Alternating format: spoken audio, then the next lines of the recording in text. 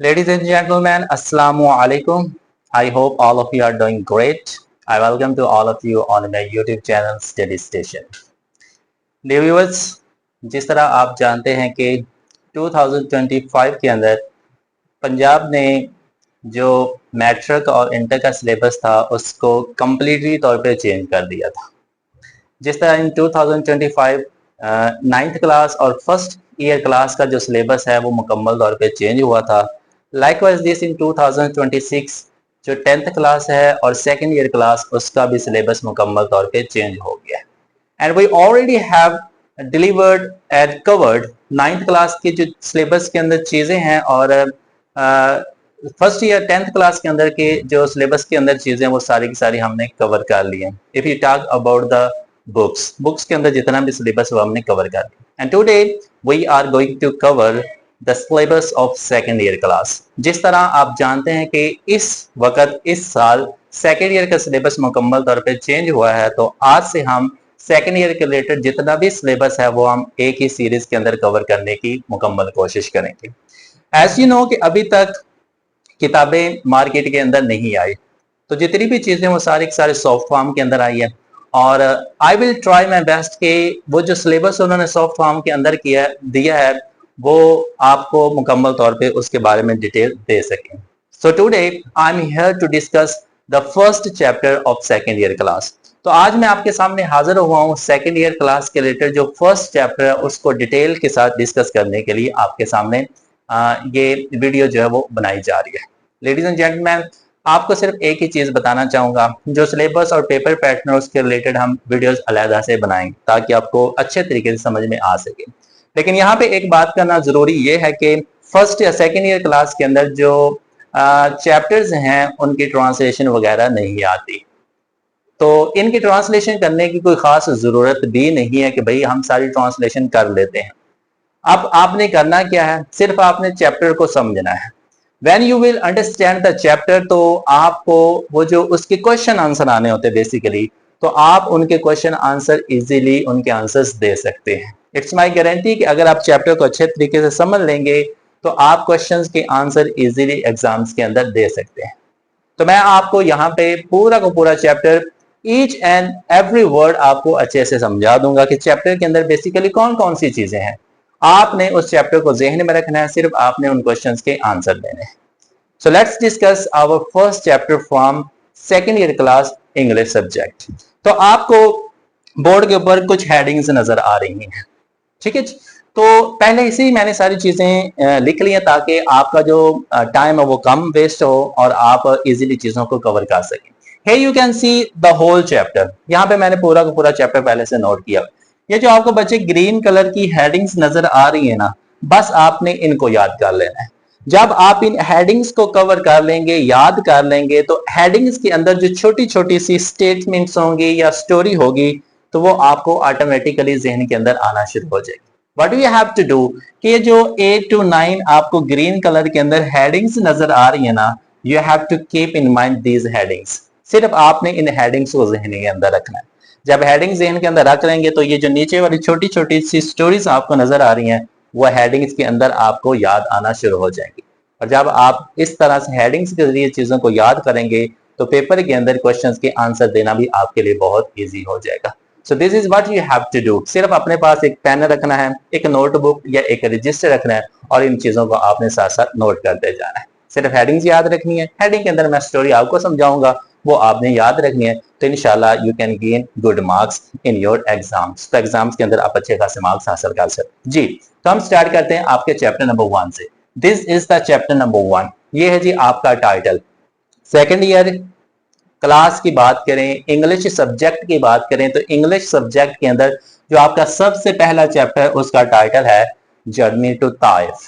Journey to Taif. अब इसका उर्दू में मतलब क्या होता है, यहाँ पे मैंने सारी चीजें लिखी है। ताइफ की तरफ सफर, ताइफ का सफर।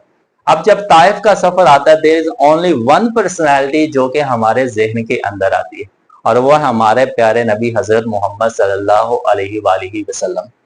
अब जर्नी टू ताइफ, ताइफ का सफर चैप्टर का हिस्सा क्यों बनाया गया ये भी मैं आपको बात समझा देता हूँ। لیڈیز اینڈ جینٹلمین، آپ اچھے طریقے سے جانتے ہیں کہ اللہ تعالیٰ نے اس دنیا کے اندر تقریباً 1,24,000 کے قریب نبی، پیغمبر، رسول بھیجے. ہر ایک پیغمبر کے پاس کسی نہ کسی وقت کوئی نہ کوئی آزمائش، کوئی نہ کوئی ٹرائل ضرور آیا تھا، تاکہ اللہ تعالیٰ چیک کر سکے کہ اس نبی کے اندر ایمان کتنا ہے، وہ نبی سچا کتنا ہے، وہ نبی کس حد تک چیزوں کو بیئر کر سکتا ہے. ہر نبی کے اوپر کسی نہ کسی وقت، کسی نہ کسی زمانے کے اندر کوئی نہ کوئی آزمائش لازمی طور پہ آئی ہے. فار ایگزامپل جی، if you talk about Hazrat Ibrahim علیہ السلام، تو حضرت ابراہیم علیہ السلام پر جتنی آزمائشیں آئیں شاید کسی نبی پہ بھی نہیں آئی. اگر آپ حضرت اسماعیل علیہ السلام کی بات کریں گے تو ان کو تو ذبح کیا گیا. اگر آپ حضرت یونس علیہ السلام کی بات کریں تو مچھلی ان کو کھا گئی. حضرت عیسیٰ علیہ السلام کو زندہ زمین سے اٹھا لیا گیا. حضرت یوسف علیہ السلام کو ان کے بھائیوں نے کنویں کے اندر پھینک دیا. حضرت موسیٰ علیہ السلام پہ فرعون کا جو جبر تھا، جو اس کی آزمائشیں تھی، وہ بھی بہت زیادہ مشہور ہیں. اسی طرح ہر نبی کے اندر کے پاس کوئی نہ کوئی آزمائش ضرور آئی تھی، تاکہ اللہ تعالیٰ اس نبی کی فیتھ چیک کر سکے. لائک وائز دس، اسی طرح ہمارے نبی حضرت محمد صلی اللہ علیہ وآلہ وسلم کے اوپر جو سب سے بڑی آزمائش آئی، وہ بیسیکلی اس جگہ پہ آئی تھی، طائف کے مقام پہ سب سے بڑی آزمائش آئی تھی. تو وہ آزمائش کون سی تھی، وہ کیا کچھ ہوا تھا، وہ will discuss in this chapter. تو وہ چیزیں ہم انشاءاللہ اس چیپٹر کے اندر کور کریں گے. تو یہ چھوٹا سا بیک گراؤنڈ تھا جی، اس کو آپ نے اچھے طریقے سے ذہن میں رکھنا ہے. اب آتے ہیں جی بات آپ کی ایم سی کیوز کی کریں. یہ جو میں آپ کو بات بتانے جا رہا ہوں، یہ آپ کے ایم سی کیوز کے لیے بہت ضروری ہے. You can see the writer. یہ آپ کے ایم سی کیوز کے لیے بہت ضروری ہے کہ وہ پوچھ سکتا ہے journey to Taif basically chapter لکھا کس نے. تو آپ کو پتا ہونا چاہیے کہ جرنی ٹو طائف کا سفر جو چیپٹر ہے، یہ لکھا ہے سید ابو الحسن علی حسانی ندوی. تھوڑا سا نیم لینتھ ہے، اس کو نوٹ لازمی کر لیجیے. This is the name of the writer who wrote this chapter journey to Taif, جس نے اس چیپٹر کے بارے میں لکھا ہے سید ابو الحسن علی حسانی ندوی. یہ ہے جی آپ کا رائٹر. یہ ایم سی کیوز کے لیے بہت زیادہ امپورٹنٹ ہے. ٹھیک ہے جی. اب ہم بات کرتے ہیں جی آگے ہیڈنگز کی. اب ہم اس چیپٹر کا باقاعدہ طور پہ آغاز کرنے جا رہے ہیں جی. ہمارے پاس کافی زیادہ ہیڈنگز ہیں، تو ایک ایک ہیڈنگ کو بچے میں آپ کو اچھے سے سمجھاتا جاؤں. کس طرح سے، ادھر دیکھیں. سب سے پہلے آپ کے پاس ہیڈنگ ہے جی انٹروڈکشن. یہ آپ کی ہیڈنگ نمبر 1. انٹروڈکشن کے اندر کیا چیز ہے؟ انٹروڈکشن کے اندر ایک چیز کا تعارف ہی ہوتا ہے. تعارف کی چیز کا سب سے پہلے ہم دیکھتے ہیں جی اس ورڈ کو Taif. Taif is the name of a city in Mecca. Mecca مکرمہ کے اندر ایک علاقہ ہے، ایک شہر ہے، اس شہر کا نام ہے طائف. اب اس علاقے کا نام کیوں پڑا؟ طائف کا مطلب کیا ہوتا ہے؟ طائف کا مطلب ہوتا ہے سراؤنڈڈ بائی ہلز. وہ جگہ، وہ علاقہ، وہ شہر جو پہاڑوں کے درمیان گھرا ہوا ہوتا ہے، اس کو طائف بولتے ہیں. فار ایگزامپل وی ہیو ہل اینڈ ہیئر وی ہیو ہل ٹو. ہمارے پاس یہ 2 ہلز ہیں. اب اس کے درمیان جو درمیانی علاقہ ہوگا نا، وہ بیسیکلی کیا کہلائے گا؟ طائف کہلائے گا. وہ علاقہ، وہ جگہ، وہ شہر جس کے ارد گرد 2 طرف پہاڑیاں ہوں گی، پہاڑ ہوں گے، اس کو ہم طائف بولیں گے، سراؤنڈڈ بائی ہلز. تو یہ جو علاقہ تھا کس سے کور تھا؟ یہ بیسیکلی پہاڑوں سے ہی کور تھا. ٹھیک ہے جی. یہ چیزیں آپ نے انٹروڈکشن کے اندر یاد رکھی. نمبر 2. اب جب آپ اس چیپٹر کو پڑھتے ہیں نا، تو آپ کو 2 چیزوں کا ذکر اچھے سے ملے گا. 2 چیزیں آپ ایزیلی سیکھیں گے کہ بیسیکلی یہ چیپٹر ہمیں سکھاتا گیا. تو 2 چیزیں آپ سیکھیں گے. Number 1 magnanimity of character. Magnanimity کا مطلب ہوتا ہے شاندار، ایسا کردار جو کہ بہت شاندار ہوتا ہے. اب دیکھیں جی، ایک بندہ آپ کی ذات کے اوپر ظلم کی جا رہا ہے، آپ کو ماری جا رہا ہے، آپ کا خون پسینہ بہائی جا رہا ہے، آپ کو برا بھلا کہی جا رہا ہے، لیکن اس کے مقابلے میں آپ اس بندے کو کچھ بھی نہیں کہہ رہے. تو بھئی آپ کا جو کریکٹر ہوگا، آپ کا جو کردار ہوگا، اس کا کوئی ثانی نہیں ہوگا. تو آپ صلی اللہ علیہ وآلہ وسلم کا جو کردار تھا، that was just outstanding. کہ طائف میں آپ کے اوپر اتنا ظلم ہوا تھا کہ اللہ تعالیٰ نے اپنے فرشتے کو نیچے بھیجا کہ اے میرے فرشتے، میرے نبی سے جا کے پوچھو کہ وہ کیا چاہتا ہے، اگر وہ چاہے تو اس بستی کو تباہ کر دینا. اتنا ظلم ہوا تھا، لیکن اس ظلم کے باوجود بھی آپ صلی اللہ علیہ وسلم نے ان کے حق میں ذرا برابر بھی کوئی کمی، کوتاہی، کوئی نقصان نہیں چاہا. تو یہ کیا ہے؟ آپ صلی اللہ علیہ وسلم کا جو کردار ہے وہ بہت اعلیٰ تھا. दो चीजें, एक पॉजिटिव चीज देखेंगे आप, एक नेगेटिव चीज देखेंगे. This is the positive thing कि आपको आप सल्लल्लाहु अलैहि वसल्लम के किरदार के बारे में पता चलेगा कि आप सल्लल्लाहु अलैहि वसल्लम का किरदार कितना शानदार. And number two, you will see patience and endurance, कि सब्र कितना आप सल्लल्लाहु अलैहि वसल्लम ने दिखाया था. एंड्योरेंस बर्दाश्त को कहते हैं, कि बर्दाश्त कितनी ज्यादा दिखाई थी. सब्र और बर्दाश्त की जो मिसाल है वो बेसिकली इसी जगह पे कायम की गई थी. इतना सब्र कोई पर्सनैलिटी कर सकती है, आप जिंदगी के अंदर सोच भी नहीं सकते. इतना सब्र, इतनी बर्दाश्त कोई शख्स कर सकता है, मुझे नहीं लगता कि कोई शख्स कर सकेगा. कितना स्टोरी के अंदर आपको पता चलेगा कि कितना सब्र आप सल्लल्लाहु अलैहि वसल्लम ने किया था. तो ये थे जी वो पॉजिटिव एस्पेक्ट्स जो आपको इस चैप्टर के अंदर देखने को मिलेंगे. जहाँ पे पॉजिटिव चीज होती है वहां पे नेगेटिव चीज भी होती है. तो आपको और कुछ क्या देखने को मिलेगा, वो मिलेगा डिलिक्वेंसी ऑफ सोसाइटी. सोसाइटी की आपको डिलिक्वेंसी देखने को मिलेगी कि मुआशरा क्या क्या जुर्म करता रहा है, मुआशरा क्या क्या गलतियां करता रहा है. वो कौन सा मुआशरा था जिसने आप सल्लल्लाहु अलैहि वसल्लम के ऊपर जुर्म किया था, गलती की थी, आपके ऊपर जबर किया था, वो हम डिलिक्वेंसी के अंदर देखें. देन डीजेनरेशन ऑफ सोसाइटी, तो मुआशरे के अंदर हम उसका जवाल भी देखेंगे. डीजेनरेशन कहते हैं जवाल को. डेफिनेटली अल्लाह के पैगंबर को, अल्लाह के नेक बंदे को आप दुख पहुंचाएंगे तो उसका जवाल भी तो आपको आएगा. एक बंदे के साथ आप नाहक बुरा कर रहे हैं तो उसकी सजा तो भी आपको मिलेगी ना. तो ये चीजें आपको इस चैप्टर के अंदर देखने को मिलेंगी. So you can add all these things in the introduction. Introduction के अंदर आप ये तीन चीजें ऐड कर सकते हैं. ताइफ के बारे में, व्हाट इज ताइफ, ताइफ कहाँ पे है, इसको ताइफ क्यों कहते हैं. और इंसानी तारीख जो है, जो ह्यूमन है, वो इस चैप्टर को पढ़ने के बाद दो चीजें सीखते हैं. एक अच्छाई की चीज और एक बुराई की चीज, कि बुरा करेंगे तो क्या होगा, अच्छाई करेंगे तो आपके साथ क्या होगा.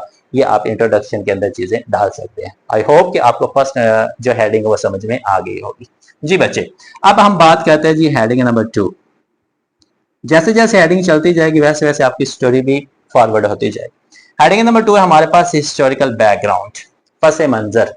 जब कोई चीज आगे बढ़ रही होती है तो उसका एक रीजन भी होती है. फॉर एग्जाम्पल मैं आपको कहूँ आई एम द टीचर, मैं एक उस्ताद हूँ. मैं क्लास के अंदर जाता हूँ और मैं बच्चों को अनाउंस कर देता हूँ कि today is the my last lecture, आज मेरी आपके साथ लास्ट लेक्चर है, आज के बाद मैं नहीं आऊंगा. तो बच्चे जो होंगे वो एक ही चीज अज्यूम करेंगे, वो पीछे बैकग्राउंड देखेंगे कि हमसे कोई गलती तो नहीं हुई, कि आज सर ऐसा क्यों कर रहे हैं, हम तो अच्छे भले आ रहे थे, जा रहे थे, अच्छे भले लेक्चर्स हो रहे थे, तो सर ने आज ऐसा क्यों कहा. तो वो जो टोटी तौर पे चलेंगे वो पीछे पास्ट के अंदर चले जाएंगे, वो चले जाएंगे बैकग्राउंड के अंदर. आप सल्लल्लाहु अलैहि वसल्लम अपनी जिंदगी मक्का मुकरमा के अंदर गुजार रहे थे. What were the those reason के जिन्होंने आप सल्लल्लाहु अलैहि वसल्लम को मजबूर किया कि वो कहां पे जाएं, ताइफ के अंदर जाएं. ठीक है जी, वो रीजन कौन सी थी, रीजन मैं आपको बता देता हूँ. आप सल्लल्लाहु अलैहि वसल्लम नबी बने थे 40 साल की उम्र में. जब आप सल्लल्लाहु अलैहि वसल्लम की उम्र मुबारक 40 साल हुई तो आप सल्लल्लाहु अलैहि वसल्लम नबी बन चुके. 10 साल हो चुके थे आप सल्लल्लाहु अलैहि वसल्लम का नबी बने हुए. मक्का मुकरमा के अंदर आप तबलीग करते रहे, बहुत ज्यादा तबलीग की. अब आपने उस तबलीग को फैलाना भी था, कि आपने इस्लाम को फैलाना था. तो इस गरज से आप सल्लल्लाहु अलैहि वसल्लम ने जो रुख किया वो ताइफ की तरफ किया था. This is the historical background. ठीक है जी, तीन तरह से मैं आपको हिस्टोरिकल बैकग्राउंड समझाऊंगा. पहला, तबलीग की गरज से आप सल्लल्लाहु अलैहि वसल्लम ने मक्का से ताइफ का रुख किया था. ठीक है जी, तो ये आपकी होगी प्रीचिंग. नंबर 2, जब आप सल्लल्लाहु अलैहि वसल्लम ने इस्लाम की तबलीग का आगाज किया था तो मक्का के लोगों ने आपके ऊपर बहुत ज्यादा जुल्म किया था. आपको चाहे वो सादक और अमीन मानते थे लेकिन अल्लाह को वो एक नहीं मानते थे. पॉलीथीस्ट थे, वो बहुत से खुदाओं की इबादत करते थे, एक अल्लाह को नहीं मानते थे. तो इस वजह से आप सल्लल्लाहु अलैहि वसल्लम के ऊपर तरह तरह से वो जुल्म किया करते थे. उस ब्रूटैलिटी से, उस जुल्म से बचने के लिए आप सल्लल्लाहु अलैहि वसल्लम ने मक्का से ताइफ की तरफ रुख किया. ठीक है जी, ये है आपका दूसरा historical background. Historical background number 3, year of sorrow. Year of sorrow कहते हैं आमुल हजन. इस्लाम की तारीख के अंदर, इस्लामिक कैलेंडर के अंदर कुछ ऐसे दिन भी आते हैं जिनको हम ईयर ऑफ सॉरो कहते हैं. आप सल्लल्लाहु अलैहि वसल्लम की जिंदगी के अंदर ईयर ऑफ सॉरो एक ऐसा महीना है, एक ऐसा वक्त है जब आप सल्लल्लाहु अलैहि वसल्लम की जिंदगी के अंदर जो करीबी लोग थे वो आपसे जुदा हो गए थे. Just like the wife of profit. आप सल्लल्लाहु अलैहि वसल्लम की जो बीवी थी हजरत खदीजा, वो आपसे जुदा हो गई, उनकी मौत हो गई, वो अल्लाह को प्यारी होगी. जस्ट लाइक योर अंकल, आप सल्लल्लाहु अलैहि वसल्लम के जो चचा हैं अबू तालिब, वो भी इसी साल अल्लाह को प्यारे हो. اور اسی طرح اور بھی کچھ لوگ تھے جو ایک ہی وقت کے اندر کچھ ہی دنوں کے اندر اللہ کو پیارے ہوتے گئے. تو اس وقت کو, اس سال کو آپ صلی اللہ علیہ وسلم نے کیا فرمایا؟ عام الحزن. ٹھیک ہے جی, انگلش کے اندر اس کو کہتے ہیں ایئر آف سارو. اب بات کو یہاں دھیان سے سنیے گا, کس کا ہسٹوریکل بیک گراؤنڈ سے لینا دینا کیا ہے. آپ صلی اللہ علیہ وسلم کی زندگی کے جو سب سے بڑے سپورٹر تھے, ون واز یور وائف, آپ صلی اللہ علیہ وسلم کی بیوی تھی. دوسرے آپ صلی اللہ علیہ وسلم کے جو سب سے بڑے سپورٹر تھے وہ تھے آپ صلی اللہ علیہ وسلم کے انکل, آپ صلی اللہ علیہ وسلم کے چچا حضرت ابو طالب. جب دونوں ہی اس دنیا کے اندر نہیں رہے تو کوئی بھی سپورٹر آپ کا نہیں رہا. مکہ کے اندر کوئی بھی آپ کا ساتھ دینے والا نہیں رہا. تھے ضرور, لیکن اس طرح ساتھ دینے والے نہیں تھے جس سے حضرت خدیجہ اور حضرت ابو طالب دے رہے تھے. تو آپ نے سمجھا کہ اب یہاں پہ میرا کوئی نہیں ہے, مجھے کہاں جانا چاہیے؟ طائف جانا چاہیے. So this is the third historical background. یہ ایک ریزن بنی تھی مکہ سے طائف کی طرف جانے کی. نمبر فور بھی نوٹ کر لیجیے, سیف پلیس فار مسلم. صرف آپ صلی اللہ علیہ وسلم کی ذات پہ ہی ظلم نہیں ہو رہا. آپ صلی اللہ علیہ وسلم کے جو فالورز تھے, پیروکار تھے, مکہ کے جو کافر لوگ تھے وہ ان کے اوپر بھی ظلم کرتے تھے. تو آپ صلی اللہ علیہ وسلم چاہتے تھے کوئی ایسی جگہ ڈھونڈی جائے جہاں پہ ان مسلمانوں کے اوپر کوئی ظلم نہ کر سکے. اس لیے آپ صلی اللہ علیہ وسلم مکہ سے نکلے اور آپ نے پناہ لی طائف کے اندر. یہ ہے جی بچے آپ کی ہسٹوریکل بیک گراؤنڈ کے اندر چار چیزیں, 4 پوائنٹس. ان 4 پوائنٹس کی مدد سے آپ اس ہیڈنگ کو یاد رکھ سکتے ہیں, ہسٹوریکل بیک گراؤنڈ, کہ بیسیکلی مکہ سے طائف جانے کی ریزنز کیا تھے. تو میں نے آپ کو 4 ریزنز بتا دی. مکہ کے اندر ظلم, آپ صلی اللہ علیہ وسلم کا اپنے ساتھیوں کے لیے ایک سیف پلیس ڈھونڈنا, اور آپ صلی اللہ علیہ وسلم کے جو قریبی لوگ ہیں ان کا ساتھ چھوڑ جانا, اور آپ صلی اللہ علیہ وسلم اللہ تعالیٰ کے دین کی تبلیغ کرنا چاہتے ہیں. تو یہ کچھ ریزنز تھی جو کہ آپ صلی اللہ علیہ وسلم جس کی بنا پہ مکہ سے نکل کے طائف گئے تھے. ہوپ سو کہ آپ کو دونوں ہیڈنگ سمجھ آ گئی ہیں. اگر نہیں آئی تو کمنٹ سیکشن میں لازمی مجھے بتاتے جائے کہ سر یہ کیسے ہوا. تو انشاءاللہ جو بھی اس کا پاسبل آنسر ہوگا وہ ہم آپ کو گائیڈ کرنے کی پوری کوشش کریں. جی بچے, ہیڈنگ نمبر 3. اب آپ صلی اللہ علیہ وسلم مکہ سے نکل چکے تھے اور آپ صلی اللہ علیہ وسلم نے رخ کر لیا تھا طائف کا. اب مکہ سے طائف تقریباً تھا جی کوئی 90 کلومیٹر کے فاصلے پہ ہے. مکہ سے جو طائف شہر ہے وہ تقریباً 90 کلومیٹر کے فاصلے پہ ہے. اور آپ کو پتہ ہے کہ اس وقت دیر واز نو ویہیکل, کوئی بھی سفر کرنے کے لیے سواری اتنی خاص موجود نہیں ہوا کرتی. تو آپ صلی اللہ علیہ وسلم نے مکہ سے طائف کا جو سفر کیا تھا وہ پیدل سفر کیا تھا. That is why this journey is known as long and difficult journey. تو یہ ہم نے ہیڈنگ بھی دے دی. 90 کلومیٹر سفر آج شاید بہت کام ہو, لیکن اس وقت وہ بہت لمبا سفر سمجھا جاتا. اور وہی لمبا سفر اگر آپ پیدل طے کر رہے ہیں تو وہ آپ کا ڈیفیکلٹ بھی ہوگا. تو وہ ایک لمبا اور مشکل جو سفر تھا وہ کون سا تھا؟ مکہ سے طائف کی سفر, جو کہ تقریباً کتنا بنتا ہے؟ 90 کلومیٹر. 90 کلومیٹر کا یہ فاصلہ بنتا ہے. یہ آپ صلی اللہ علیہ وسلم نے پیدل طے کیا تھا. لیکن اس وقت آپ صلی اللہ علیہ وسلم اکیلے نہیں جا رہے تھے. آپ صلی اللہ علیہ وسلم کے جو ساتھ جا رہے تھے وہ آپ کے ایڈاپٹڈ سن جا رہے تھے, سوتیلے بیٹے جا رہے تھے. آپ صلی اللہ علیہ وسلم نے ایک بچے کو اپنی گود لیا ہوا تھا, اس کا نام تھا زید بن حارثہ. زید بن حارثہ وہ بندہ تھا جو آپ صلی اللہ علیہ وسلم کا ایڈاپٹڈ سن کہلاتا ہے. تو آپ صلی اللہ علیہ وسلم حضرت زید بن حارثہ کے ساتھ مکہ سے طائف کی طرف گئے تھے, اور یہ سفر کیا گیا تھا. That was happened in 619 to 620, 619 سے 620 عیسوی میں کیا گیا تھا. سی ای کہتے ہیں کامن ایرا کو. یہ 3-4 ٹرمز ہیں, ابھی تو میں آپ کو یہاں پہ نہیں سمجھا سکتا, لیکن سی ای کا مطلب یاد رکھیے گا, کامن ایرا. سی مین کامن, ای مین ایرا, اور اس کو اردو میں کہتے ہیں عیسوی. آپ صلی اللہ علیہ وسلم نے جو مکہ سے طائف کی طرف سفر کیا تھا وہ 619 عیسوی میں کیا تھا یا 620 عیسوی میں کیا تھا. اور کس کے ساتھ کیا تھا؟ اپنے سوتیلے بیٹے زید بن حارثہ کے ساتھ. کس غرض سے کیا تھا؟ Because of preaching. کیسے کیا تھا؟ بائی فٹ, پیدل سفر 90 کلومیٹر کا طے کیا گیا. ٹھیک ہے بچے, یہ ہے جی آپ کی ہیڈنگ نمبر 3. امید کرتا ہوں کہ ہیڈنگ نمبر 3 بھی آپ کو سمجھ آ گئی ہوگی.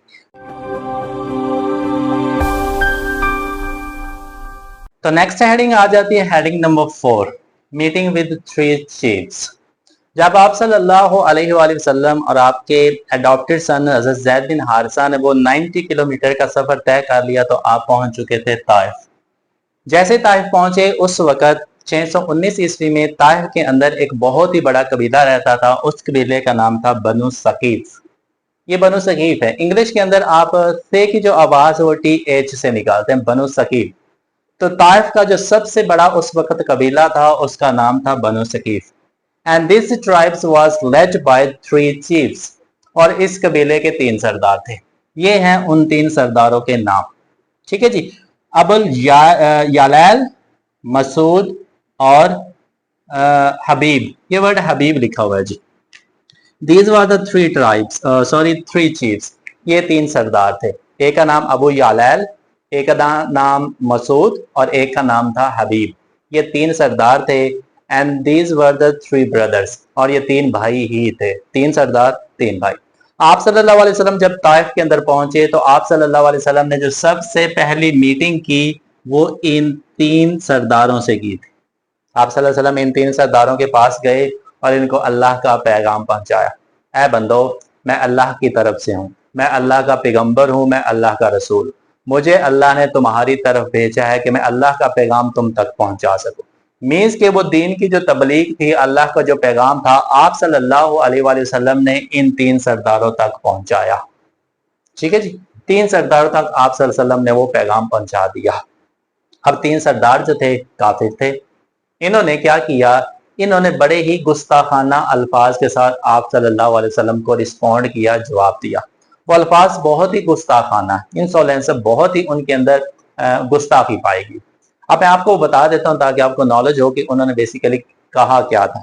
अब चैप्टर के अंदर ये नहीं मेंशन किया गया था कि कौन से सरदार ने कौन सा जवाब दिया है, बट हमारे पास वो 3 आंसर्स हैं। मैं आपको तीनों आंसर्स बता देता हूँ कि वो 3 आंसर कौन कौन से। इन 3 सरदारों में से पहले सरदार ने कहा कि if you are the profit, तो मैं मक्का में जाऊंगा और अपनी इस बियर्ड को, दाढ़ी को मैं जाके मंडवा दूंगा। इन 3 सरदारों में से एक सरदार ये जवाब देता है, क्या मोहम्मद, अगर आप नबी हैं तो मैं मक्का जाऊंगा, मक्का जाके मैं अपनी दाढ़ी को मंडवा दूंगा। ये पहले सरदार ने नाउज़ुबिल्लाह हुक्म दिया, जवाब दिया। अब दूसरे सरदार की बारी है तो दूसरे सरदार ने इससे भी अखीर कर दी। वो क्या कहता है, वो कहता है कि ए मोहम्मद, क्या अल्लाह को नबी बनाने के लिए नाउज़ुबिल्लाह सिर्फ आप ही मिले थे? अल्लाह के पास और कोई बंदा नहीं था? अगर अल्लाह ने किसी को सरदार नबी बनाना था तो वो कोई सरदार बनाता, वो कोई बादशाह बनाता, वो कोई किंग बनाता, कोई चीफ बनाता। नाउज़ुबिल्लाह अल्लाह को नबी बनाने के लिए सिर्फ आप ही मिले थे। ये दूसरा सरदार नाउज़ुबिल्लाह जवाब देता है। तीसरा सरदार क्या कहता है, तीसरा सरदार कहता है कि मैं आपसे बात ही नहीं करना चाहता। अगर आप नबी हैं तो मैं बात नहीं करना चाहता, अगर आप नबी नहीं हैं तो फिर आप झूठ बोल रहे हैं और झूठे बंदे से मैं बात ही नहीं करता, नाउज़ुबिल्लाह। ये 3 सरदारों ने इस तरह से उनको जवाब दिए थे। ठीक है जी। अब जब ये 3 जवाब सुने तो आप सल्लल्लाहु अलैहि वसल्लम ने कोई रिएक्ट नहीं किया, उनका कोई जवाब नहीं दिया, सिर्फ इतना कहा कि ए बंदो, कि अगर तुम दीन इस्लाम कबूल नहीं करना चाहते, अल्लाह का पैगाम कबूल नहीं करना चाहते, तो कम से कम ये जो अहमकाना अल्फाज हैं या लोगों तक इन बातों को मत पहुंचाओ। अगर तुम लोगों तक पहुंचाओगे तुम फितना क्रिएट कर रहे हो, और फितने की सजा अल्लाह के यहाँ बहुत बुरी होती है। तो कम से कम तुम दीन इस्लाम कबूल नहीं कर रहे तो लोगों तक अपने दीन की या जो भी तुम्हारा मजहब है उसको भी मत फैलाओ। ठीक है। तो ये आप सल्लल्लाहु अलैहि वसल्लम ने उनको जवाब दिया था। उम्मीद करता हूँ कि आपको हेडिंग नंबर 4 भी समझ में आ गई होगी। अब हेडिंग नंबर 5 देखिए जी। आप सल्लल्लाहु अलैहि वसल्लम इन 3 सरदारों से हुए, किसी ने इस्लाम कबूल नहीं किया। तो ताइफ के जो आम से लोग थे, कॉमन पीपल, आप सल्लल्लाहु अलैहि वसल्लम ने दीन इस्लाम का पैगाम था उन लोगों तक फैलाना शुरू कर दिया। जो जो आप सल्लल्लाहु अलैहि वसल्लम को मिलता आप उनको दीन इस्लाम की तबलीग करते। जिस तरह ये 90 किलोमीटर का जो फासला तय करते वक्त जो जो बंदा, जो जो बस्ती उस सफर के दौरान आती गई, आप दीन इस्लाम की तबलीग करते गए। इसी तरह आप सल्लल्लाहु अलैहि वसल्लम जो ताइफ के आम से आम लोग, कोई भी बंदा ताइफ के अंदर मिलता तो आप सल्लल्लाहु अलैहि वसल्लम उस बंदे को इस्लाम की तबलीग किया करते थे। ठीक है जी। तो ये आप सल्लल्लाहु अलैहि वसल्लम ने आगाज किया तबलीग का। अब ये जो 3 सरदार थे उनको पता चला कि ये जो मोहम्मद है, ये जो नबी है अल्लाह का, ये बाज नहीं आ रहा। तो उन्होंने क्या किया, उन्होंने अपने गुलामों को बुलाया और ताइफ के जो बच्चे थे, शरारती बच्चे, उनको बुलाया और आप सल्लल्लाहु अलैहि वसल्लम को उनके पीछे लगा दिया। अब आप सल्लल्लाहु अलैहि वसल्लम आगे आगे, ये गुलाम और बच्चे पीछे पीछे। آپ صلی اللہ علیہ وسلم آگے آگے، غلام بچے پیچھے پیچھے۔ اب ایک وقت یہ بھی آتا ہے کہ وہ کیا کرتے ہیں، آپ صلی اللہ علیہ وسلم کے اوپر پتھر برسانا شروع کر دیتے، سٹوننگ کرتے ہیں۔ غلام اور شرارتی بچے آپ صلی اللہ علیہ وسلم کے اوپر زور زور سے پتھر پھینکنا شروع کر دیتے۔ اتنے طائف کے اندر آپ صلی اللہ علیہ وسلم کے اوپر پتھر پھینکے گئے تھے کہ آپ کے پورے جسم سے خون نکلا، بلڈ فلو ہوا، بہت زیادہ خون نکلا۔ سر سے، جسم کے اندر سے اتنا خون نکلا کہ وہ سارا خون جم چکا تھا جوتے کے اندر۔ جوتے مبارک آپ صلی اللہ علیہ وسلم کے خون سے بھر چکے تھے۔ اتنا خون جوتے کے اندر جم چکا تھا کہ آپ صلی اللہ علیہ وسلم اگر کوئی نماز پڑھنا چاہتے تھے نا تو جوتے کے اندر سے آپ صلی اللہ علیہ وسلم کا پاؤں نہیں نکلتا تھا، اتنا زیادہ خون ان پتھروں کی وجہ سے بہا تھا، نکلا تھا۔ ٹھیک ہے جی۔ اب جیسے ہی آپ صلی اللہ علیہ وسلم کے پیچھے لگے پتھر پھینکتے گئے تو آپ صلی اللہ علیہ وسلم نے کوئی پروٹیکشن کے لیے جگہ ڈھونڈی، تو آپ صلی اللہ علیہ وسلم پہنچے ایک باغ کے اندر۔ یہ ورڈ ہے جی آرچرڈ۔ ٹھیک ہے جی۔ نیکسٹ ہیڈنگ ہم پڑھتے ہیں جی آرچرڈ۔ آرچرڈ کہتے ہیں باغ کو، گارڈن کو۔ رے آف ہوپ، ایک امید کی کرن۔ ٹھیک ہے جی۔ بچے بھاگے، مارتے گئے، پتھر مارتے گئے، خون بہت زیادہ بہا، تو آپ صلی اللہ علیہ وسلم ایٹ دا اینڈ پہنچے ایک باغ کے اندر۔ باغ کو کہتے ہیں جی آرچرڈ، آرچرڈ کو گارڈن بھی کہتے ہیں۔ تو باغ کے اندر کیا ہوا تھا؟ سب سے امپورٹنٹ جو حصہ ہے وہ آپ کو اس چیپٹر کے اندر یہ والا ملے گا، ہیڈنگ نمبر 5 کا، 6 کا۔ ٹھیک ہے جی۔ آپ صلی اللہ علیہ وسلم ایک باغ کے اندر پہنچے۔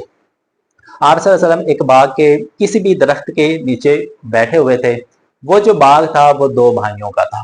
ان 2 بھائیوں کو جو نام تھا، ایک کا نام تھا اتبا اور ایک کا نام تھا شیبہ۔ اتبا اور شیبہ، یہ بھی دونوں بھائی ہیں ان 3 بھائیوں کی طرح، اتبا اور شیبہ، یہ دونوں بھائی ہیں۔ ان دونوں بھائیوں کا وہ آرچرڈ تھا، وہ باغ تھا۔ ٹھیک ہے۔ آپ صلی اللہ علیہ وسلم اس باغ کے اندر بیٹھے ہوئے تھے۔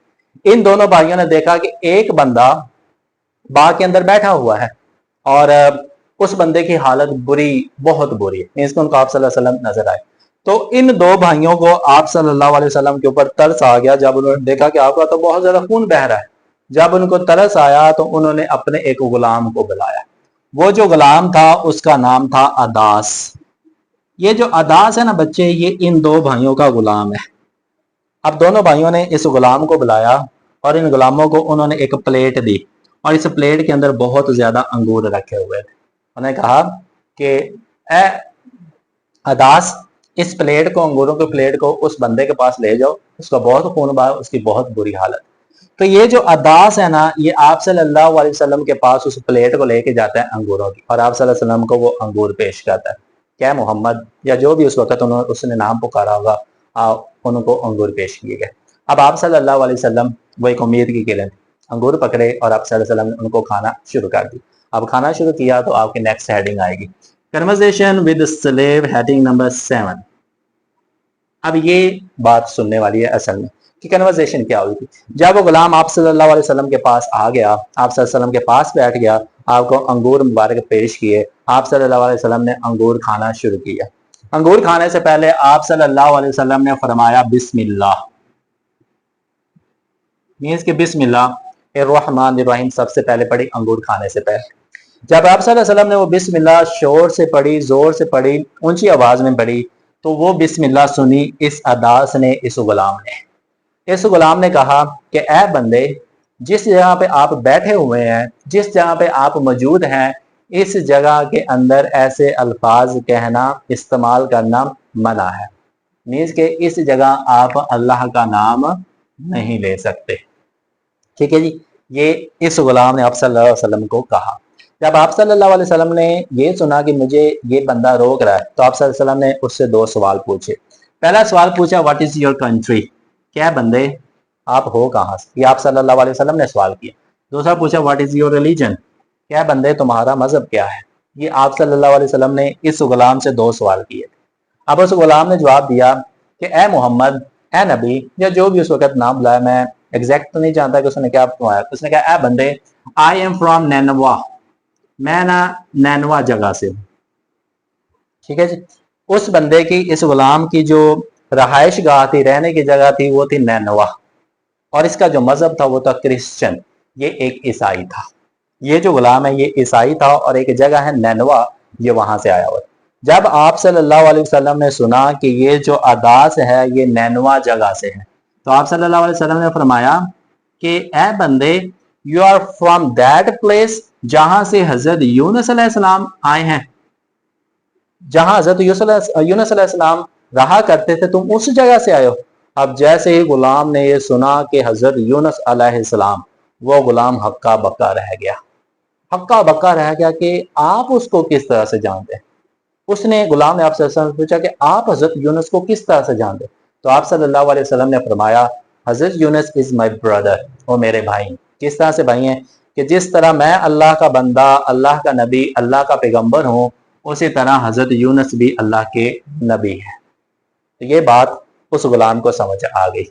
جیسے اس غلام کو یہ بات سمجھ میں آئی کہ آپ صلی اللہ علیہ وسلم حضرت یونس کا نام لے رہے ہیں، تو اس غلام نے کیا کیا، آپ کے سر پہ، آپ کے ہاتھوں پہ اور ایون کہ آپ کے پاؤں کے اوپر بوسہ دیا، بہت زیادہ متاثر ہوا۔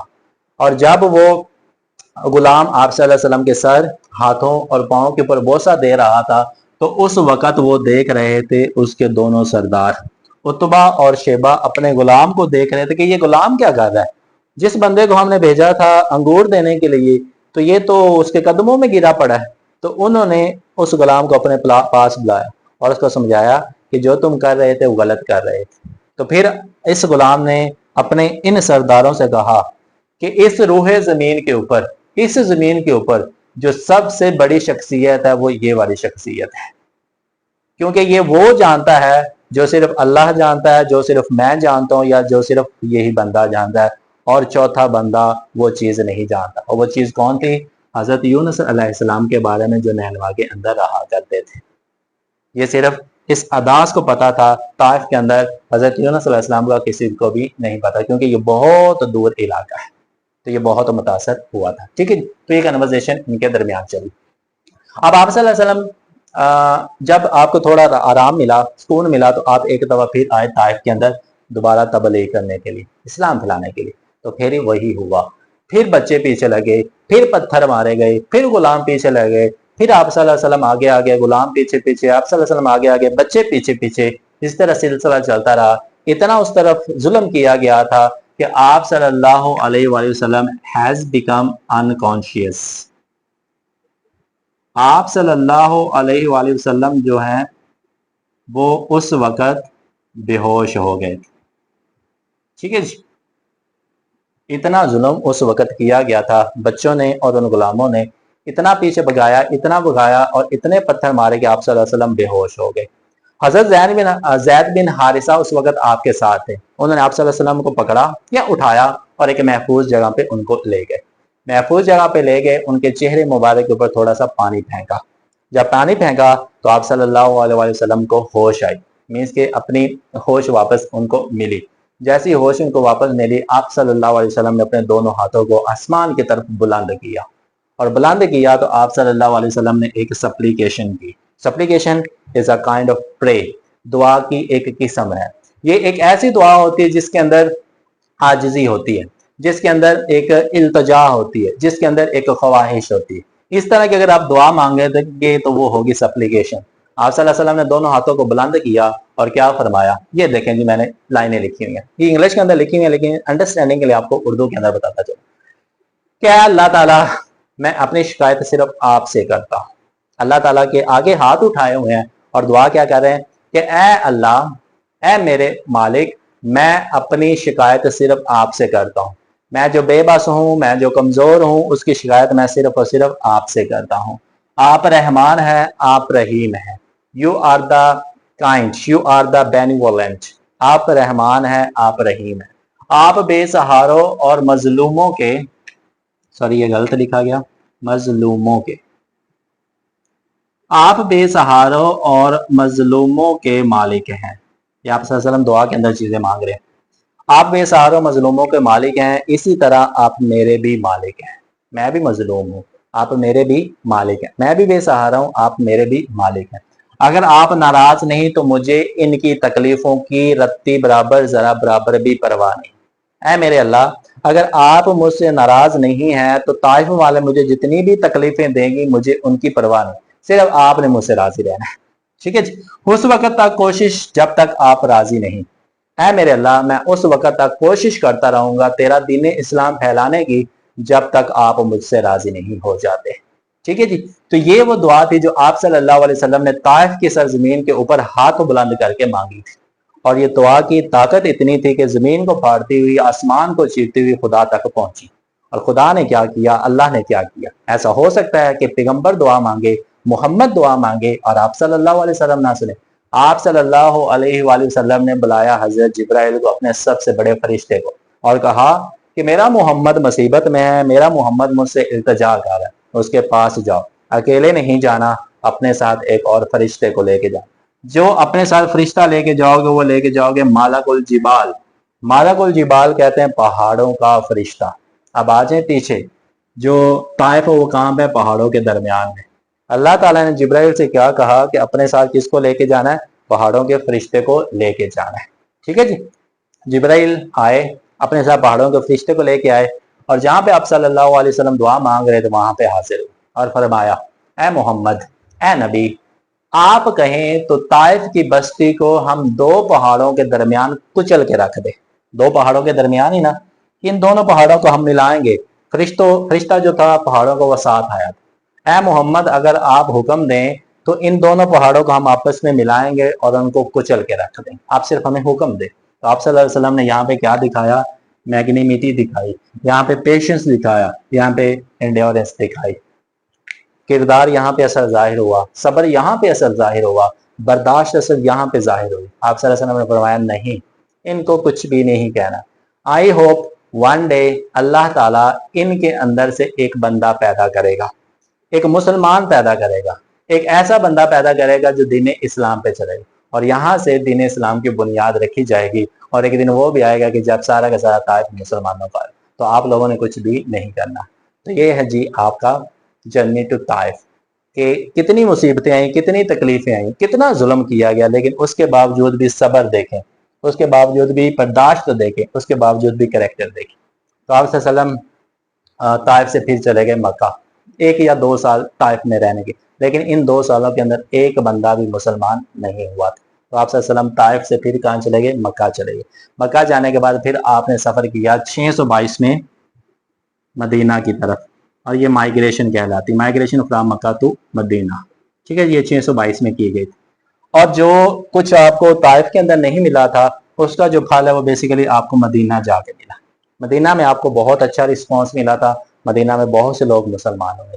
تو جو ثمر تھا, جو پھل تھا, وہ بیسیکلی آپ صلی اللہ علیہ وسلم کو مدینہ جا کے ملا تھا. ٹھیک ہے جی. جی لیڈیز اینڈ جینٹلمین, یہ تھا جی آپ کا فرسٹ چیپٹر. صرف آپ نے کام کیا کرنا ہے, ان گرین ہیڈنگس کو یاد کر لیں. اندر کی سٹوری بالکل سمپل ہے, یہ سمپل کر لیں گے تو آپ کے کوشچن آنسر انشاءاللہ لازمی طور پہ ہو جائیں گے.